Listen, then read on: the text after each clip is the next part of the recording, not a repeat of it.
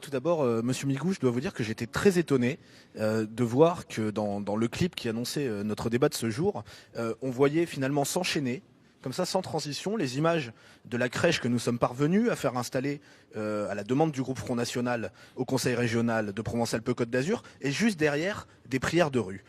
On est là justement, à mon avis, dans ce relativisme qui crée tout le débat aujourd'hui. Voyez-vous, moi je ne mets pas sur le même plan ce qui relève de nos traditions, de nos racines, de notre héritage, et ce qui relève clairement d'un acte militant, politico-religieux, ayant la volonté d'imposer une forme de communautarisme, souvent animé par des organisations islamistes dans l'espace public. Dans le hall d'une mairie, c'est pas un acte militant. Non, mais je suis désolé, mais c'est pas un acte militant. Non, mais vous savez, tout n'est pas égal à tout. Moi, je ne sombre pas dans ce relativisme. Oui, nos crèches ont leur place dans nos édifices, parce que c'est nos traditions. C'est peut-être encore plus aujourd'hui qu'hier, face à la globalisation qui déracine, qui fait perdre comme ça un petit peu tous nos repères. On a besoin de se raccrocher à nos traditions. Et moi, je suis désolé, mais non, je ne crois pas qu'on puisse mettre comme ça, sur le même plan, les 2000 ans de chrétienté qui ont participé à façonner notre civilisation européenne, les 1500 ans de chrétienté qui ont participé à façonner notre France. Je rappelle quand même que un des actes fondateurs de notre nation, de la France, c'est le baptême de Clovis, et des coutumes aussi respectables soient-elles qui sont arrivées avec l'immigration massive ces dernières décennies. Moi, je ne verse pas dans ce relativisme. Tout n'est pas égal à tout. Oui. Si vous voulez, moi, j'ai envie de demander à Monsieur Inger, qu'est-ce qui vous fait peur? Qu'est-ce qui vous fait peur dans ces crèches? Parce que, vous voyez, vous, est-ce que c'est ça qui vous fait peur? Vous avez peur d'un santon? Ça, c'est manifestement ce qui fait peur à certains juges, à certains libres penseurs, comme on dit peut-être à Monsieur Inger. Pour vous, pour d'autres, ces santons, nos crèches, c'est manifestement une menace intolérable pour la République. Moi, vous voyez, Monsieur Inger, ce qui me fait peur, c'est plutôt ce genre de littérature. Vous voyez, vous connaissez peut-être ce sinistre personnage, Monsieur Al-Qaradawi. C'est un livre que j'ai acheté dans une librairie islamique du centre de Nice. Vous connaissez? C'est l'un des grands savants des frères musulmans. Est-ce que vous voulez que je vous fasse la lecture de quelques passages de ce livre? Je vous coupe parce qu'on va aborder ensuite. Attendez, il y a là, si on veut parler de menaces laissez-moi parler 2 minutes. Pour la République, je vous coupe parce qu'on va parler pour notre après vivre ensemble, pour notre cohésion sociale.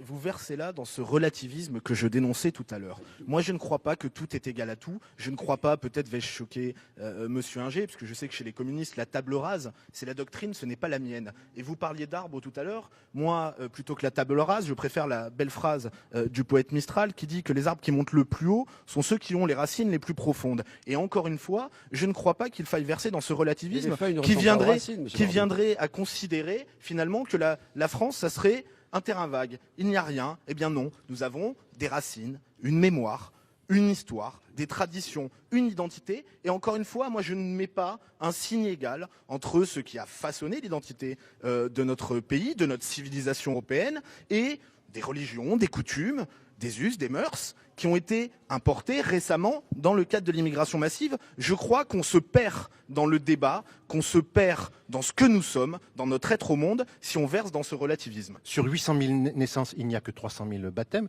Il faudrait quand même qu'un jour vous vous rendiez compte que la France n'est plus la fille aînée de l'Église. Et que ça, donc si ça fait partie... là, le si fait fait, que si pour ça vous, fait partie... la laïcité, c'est un combat contre l'Église catholique. Non. Donc, très justement rappelé, Monsieur Stora, ce combat pour l'émancipation, il est aussi né de la pensée chrétienne. Au bout de 1700 ans, au cœur de la chrétienté. Mais vous voyez, c'est pas exclusif. On vient là à ce que je disais tout à l'heure. C'est quand même un vrai problème, vous voyez, Monsieur Inger, parce que vous êtes très vindicatif sur la religion catholique, très vindicatif sur les crèches.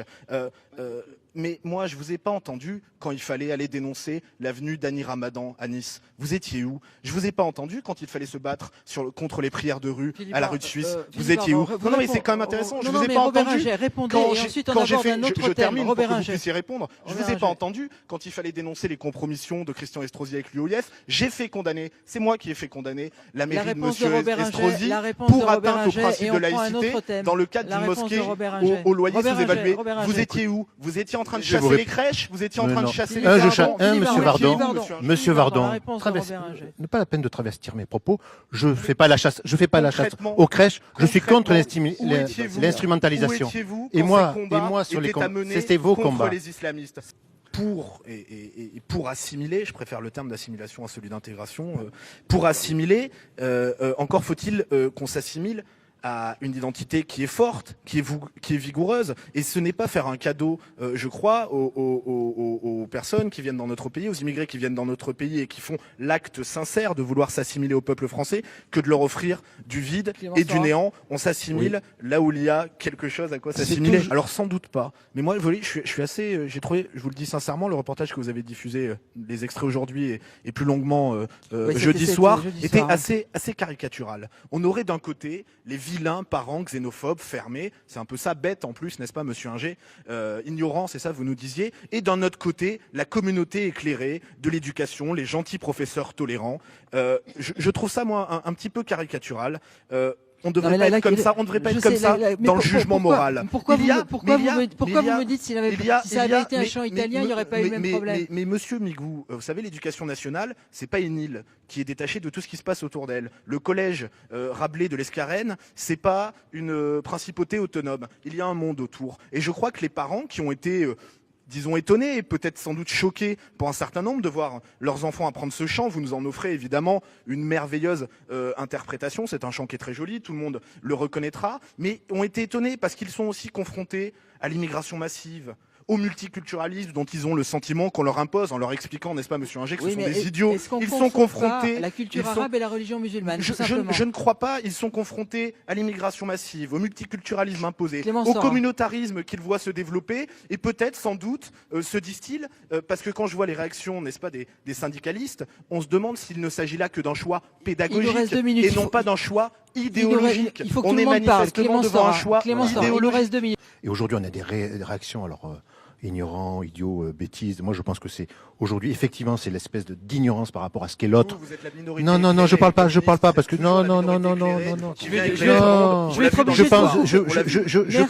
Je pense qu'aujourd'hui, il faut être beaucoup plus ouvert vers l'extérieur et ouvert. Ce n'est pas à vous, monsieur Inger, d'en décider pour les parents de ces enfants. Acceptez, veuillez tolérer que les parents puissent avoir un avis sur Merci à tous les deux. C'est la fin de cette émission.